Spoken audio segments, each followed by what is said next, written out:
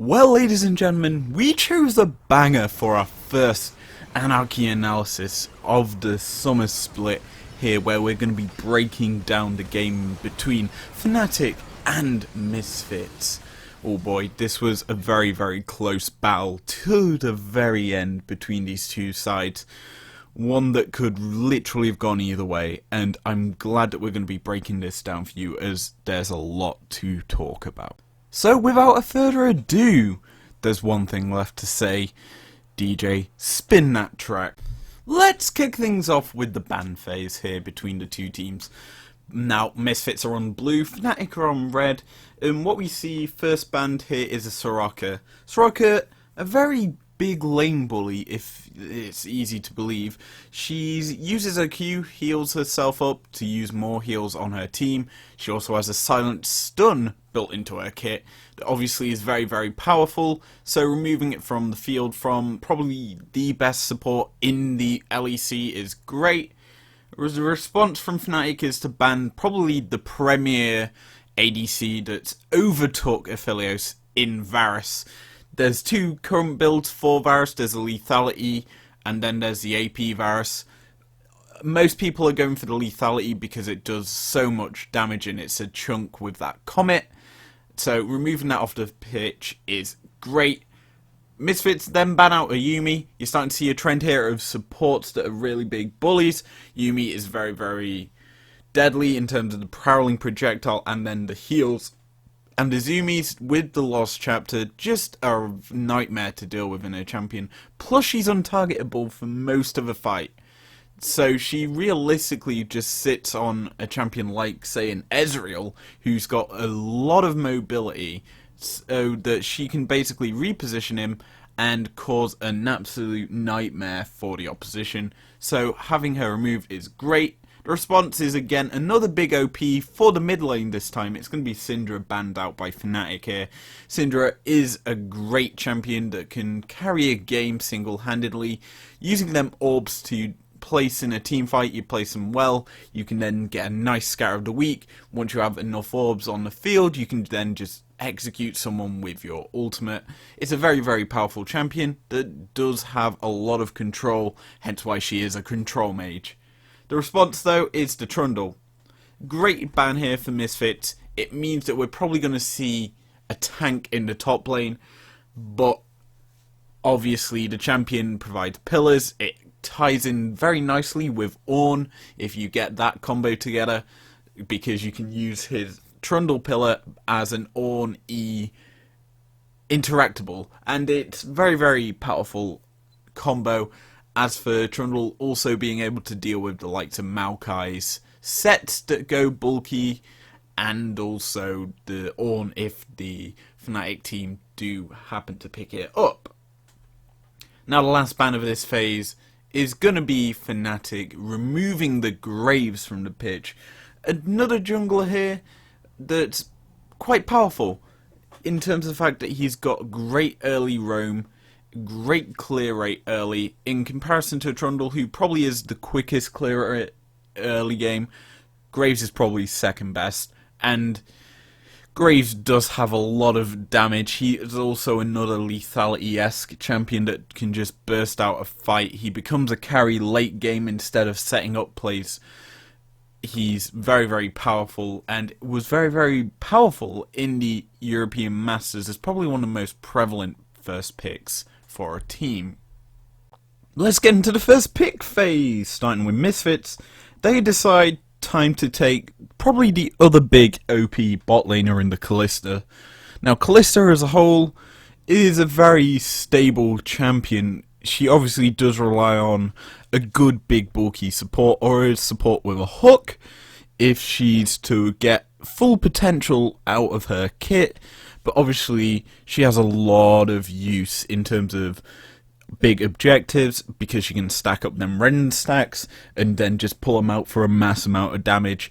Obviously the Ren spears do less damage to objectives, and yet she's also got a very good sort of ability to deal with champions, because she can just leap and dash around in a fight. Now the response from Fnatic is to go with a global ultimate and very, very powerful champion in the Twisted Fate. Now, you've realistically got two builds for this champion. You have the full AD build or the AP damage build. It's very, very difficult to choose between which one is which, because they both have good sort of uses in multiple regions. Now, TF is a good gold generating champion, as you get bonus chances of extra gold whenever you kill a minion, and you've also got a good amount of harass with your Q, and then you've got your pick a card where you can just essentially regain mana and be an absolute nuisance in lane. You're very, very strong, and with the global teleport that can go pretty much halfway across the map, you're pretty much able to answer any objectives as well as find out where everyone is. Now, the second champion picked up here for Fnatic is the Ezreal. Good pickup here, very safe option into a Kalista, who should have lane priority early. Surprised it's not the Aphelios, but Aphelios does kind of get slaughtered by Kalista because he's going to have a hard time locking her down. Whereas an Ezreal has that little bit of a movability that Aphelios lacks. He's able to sort of sidestep, get away from the Kalista, who's just going to be able to chase him down, which is a great little thing. Plus you have a good ultimate. You're adding another global to your kit that can just execute objectives, check objectives, similarly how TF's ultimate works, except he doesn't go anywhere. As a response here from Misfits, though, they pick up a set.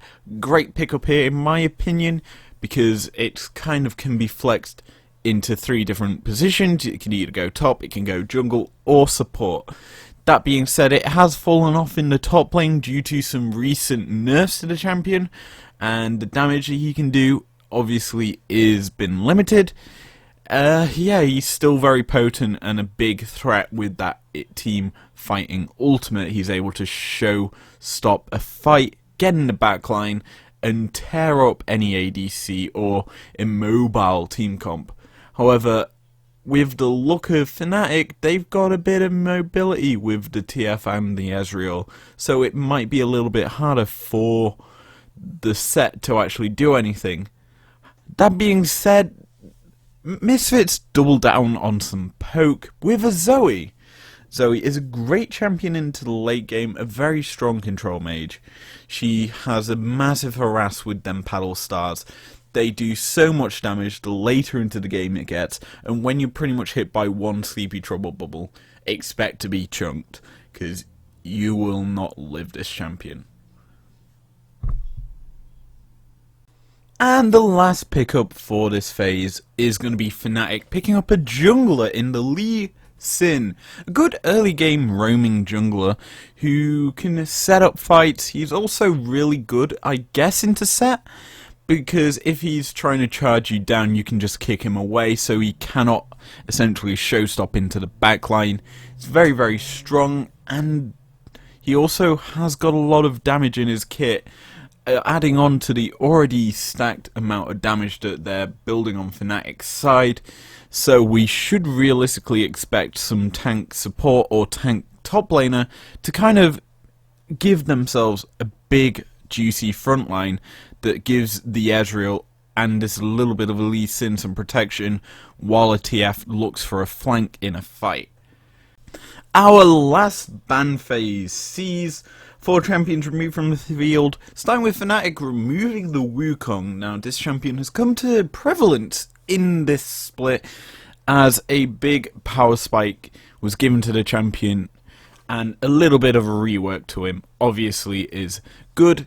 If you don't know what his rework is, you can kind of cancel out your ultimate and then recast it a bit sooner, just so that you can get a bit more distance in a fight. It's very useful.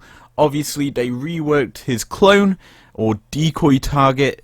In essence, instead of it just standing there doing nothing, and just very easy to telegraph that it's not the real one, they've essentially made it so that it auto-attacks you, and kind of is, I guess a little bit worse in some cases. In pro play, you could see the champion obviously use a bit more effectively by just standing still. You essentially make it seem like that's the decoy, whereas with the new version, he does a bit of damage, and technically, if you cast ultimate, it does start spinning, so that is technically a benefit of it, but you could also say the old version had its own perks. But the next ban out we see from Misfits is the Aatrox. Again, it's a top pick that was prominent for Bwipo in last split. He was very, very strong on it. I think he had an almost perfect record on the champion. I'm not too sure off the top of my head, but it's a very good champion. With a TF already, picking up an Aatrox would have been great for Fnatic, because you could just have two-pronged flanks from these two champions, because it's very easy for an Aatrox to get into the backline if he's able to get behind the opposition, and considering you're probably likely to take TP on the Aatrox, it's pretty damn certain that he'll be in your backline, demolishing you, healing up as he does it with his ultimate. So a good ban there from Misfits. Next up, we see Fnatic ban out a playmaking support that would work very well with a Kalista in the Thresh.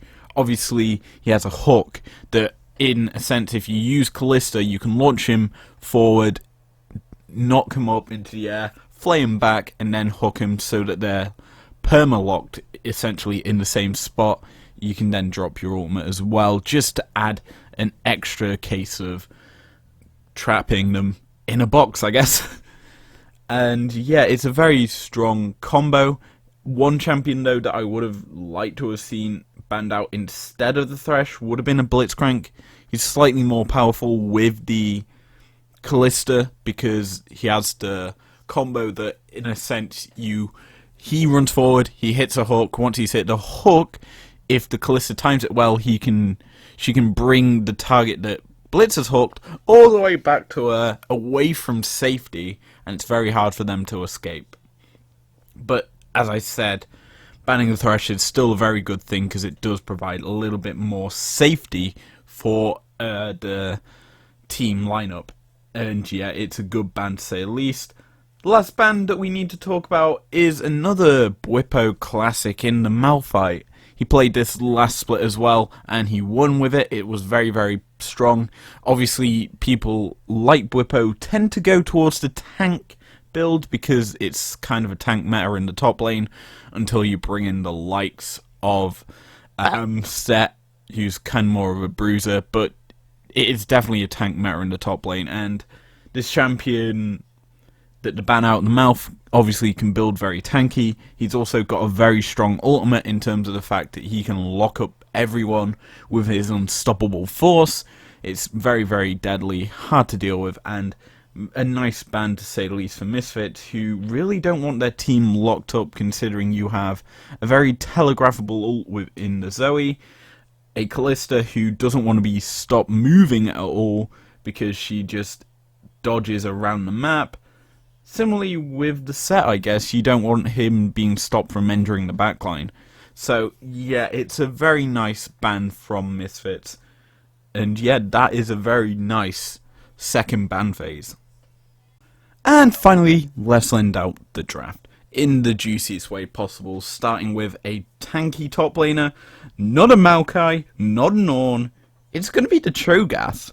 The champion, I don't think we've seen too much of in the off-season and in the EU Masters, bar say a couple of games. Cho'Gath's very strong.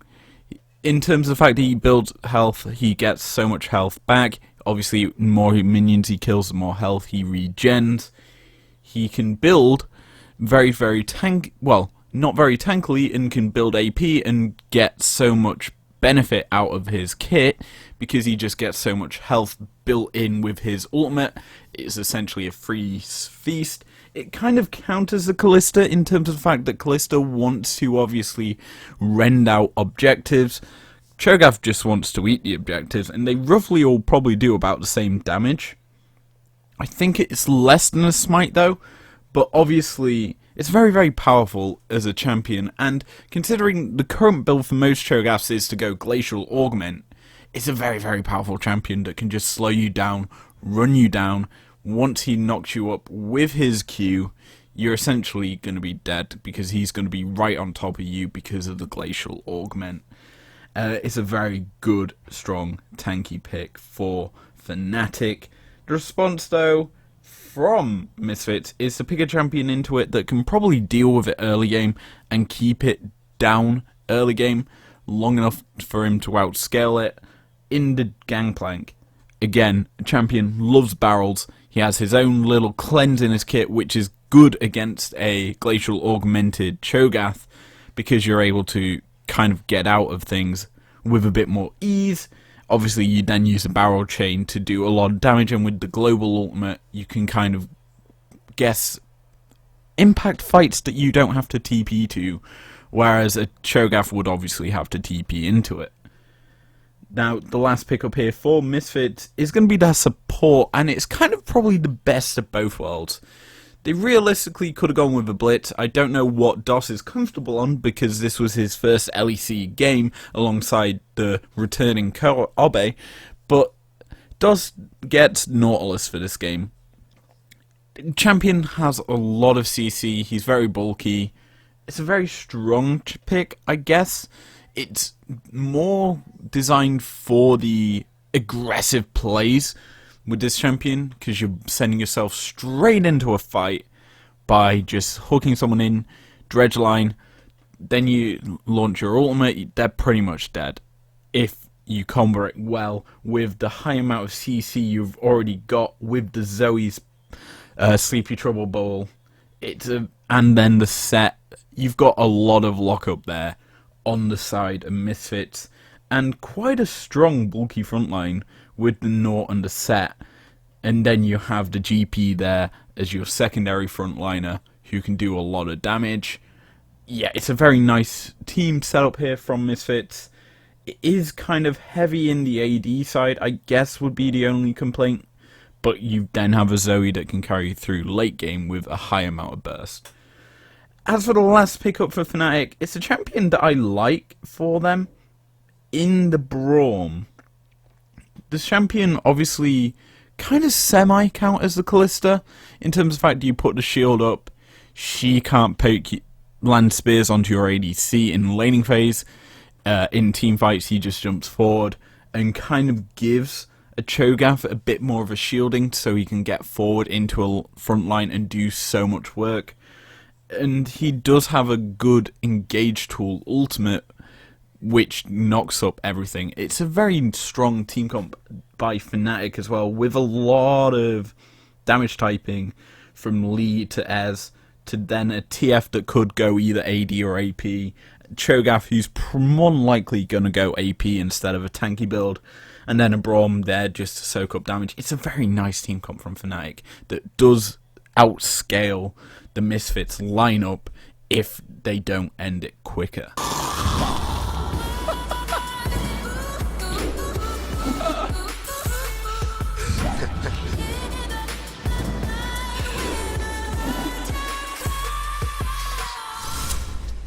We kicked this video off with an amazing first gank onto Nemesis in the mid lane. Very well set up by the set, flashing directly on top of the TF, who's given no real chance to get away with his flash, as he just gets pulled in with the set E, which is actually perfectly spaced to deal with flashes. So once he was directly on top of the TF, there was no real escape for him, and was essentially sentenced to death, giving over the first blood to the set, giving an assist over to the Zoe. It's very, very good start for Misfits that they look to obviously continue, even though Zoe does get slightly caught here, but is not punished for it. But the early game aggression had not finished here from Misfits, as Nautilus is able to just lock up an over-aggressive Braum by hitting him with a massive CC chain that once he's in range, Kalista's just able to just jump around him, land a nice skill shot to kill him off, and get 2 quick and early kills for Misfits with a very aggressive playstyle. But this playstyle kind of does get Misfits punished by playing quite aggressive. What happens is Self-Made plays it smart. He is protecting his lanes. He's going kind of just holding behind his bot laners, behind his top laner, behind his mid laner, not allowing any more aggressive plays from the jungler to kick off any fight. And it's kind of really well done by Self-Made. He's protecting lanes, giving them a chance to get back into the game, and he claws back the gold lead, giving it back over to Fnatic with these sorts of plays. And this allows so much for his laners, giving them chances to just breathe and not feel that oppressed by Misfits, and it's very helpful as it allows them to scale into the late game by shutting down any play they can make. As you can see here, this is where Fnatic gains the goal lead. Obviously, with Self-Made kind of hiding underneath the turret, it allowed the unsuspecting Misfits to presume he isn't going to be bot side and just execute a dive on the turret that immediately gets punished by Fnatic. And this punish leads to so much gold coming into the Fnatic pockets. Yes, they're burning TPs, but they get a free Ocean Drake. They get a lot of gold and another chase down kill for Bwipo, making it an overall 4-for-1 trade, which is good for a Cho'Gath to get that first feast stack. But the game gets flipped on its head once again. This time it goes over to Misfits as they start the Baron and no vision for Fnatic, and this is kind of where TF comes into use. He's able to use his ultimate to obviously identify where all of the Misfits members are, and this kind of is a crux for him. He TPs in on his lonesome behind all of Misfits, in vision of Misfits, giving them an easy kill onto for the Kalista onto the TF. Cho then gets locked up by Nautilus, and then the follow-up comes through. Yes, they do lose Nautilus, but who can stop this Misfits lineup? It's a 3v4. You're then going to get run down. Braum falls, giving it an over trade for 3-for-1, and pretty much this is a free Baron, and this is a lot of gold coming in for Misfits, which is very, very impactful. Yes, we could see Fnatic try and steal it, and what we end up seeing is Lee Sin giving over a kill, making it a 4-for-1 trade overall, but it was very close. Could have gone either way if we saw Nemesis do a better teleport and actually probably went where we see the Scryer's Bloom. He probably could have been more impactful for his team, but what ends up happening is Fnatic get a load of gold given over to Misfits. However, Fnatic had one win condition still left. As you saw at the end of that last clip, Fnatic picked up their third Drake, giving them Soul Point, and this is kind of how Fnatic got back into this game once more. They used this sort of dragon here, this Cloud Drake, the final one, to essentially get themselves back into this game. With Cloud Soul, they're able to get increased movement speed, which is one benefit, as well as lower cooldowns, which is probably the better half of the power-up. And this is where Fnatic start to punish. Yes, Misfits do get a couple of cleanup kills here for a Cloud Soul, but this is where Fnatic can shine, because now they can play for Elder in 4 minutes. That's kind of huge, because now they have this lifeline that should keep them alive long enough. And yes, they're trying to defend their last remaining parts of their base, the inhibs, and the Nexus turrets, which are almost guaranteed to fall to this Misfits lineup. But Misfits played it safe, where realistically they could have played a bit more overreaching, considering there was that little advantage they had to obviously punish the man advantage that they had gathered. Now, with Misfits thinking Fnatic are probably going to be locked into their base defending the dead inhibitors and their Nexus turrets, they tried to play it safe with vision control around Baron. They just decided to start it up kind of freely. There's no vision here for Fnatic bar one ward. They use True Shot Barrage to obviously get vision to see how low the Baron is, and this is where we see Misfits kind of throw. They pull off the Baron and allow it to heal up, while they still technically have got these lower, well, health bars that could tank it up. And yes, technically Fnatic have to send Nemesis back to base to defend against the super minions killing the Nexus turrets, but while this is happening, Misfits try to restart the Baron. Set gets chunked pretty low, forced to take a heal plant, but even then, this is a lot of indecisiveness, and it costs Misfits the mid push. And when you give up mid lane priority, they're going to get punished for it. And what ends up happening is Fnatic take out the first tower, bot lane starts pushing up, and eventually what we're going to see here is Misfits returning to Baron and starting it up, thinking, well, they haven't got any vision into the pit again. They probably all figure out we're doing this. They've had to send someone to bot wave to deal with the minion wave that's going to be crashing into their Nexus turrets. Now we need to just keep them away, keep the jungler away, and it's a Lee Sin who can literally just hop the wall with a ward, even his Q onto a enemy Ordnance Baron kind of can be used to kill him, but it's not even that kills the Baron. It's an Ezreal ult. Ezreal ult and Qs just hitting the Baron constantly kills it off, and this is where Fnatic turn the game around. Now Baroned up, we see the Nautilus kind of make a dumb play, I guess. You should have realistically allowed Fnatic to walk back. They were guaranteed to stop the minions at base. You should have let them go. And it's a Cho'Gath. You're going to dive headfirst into a Cho'Gath and an Ezreal who's just going to poke you down, and then Cho'Gath's going to eat you. This is a part of the game you do not want to be in if you're Misfits. Cho'Gath is fed. He's big boy. You're not killing him. He's killing you with his Glacial Augment and his AP. It's very easy for him to kill you, as we watch the replay of how the Baron gets killed.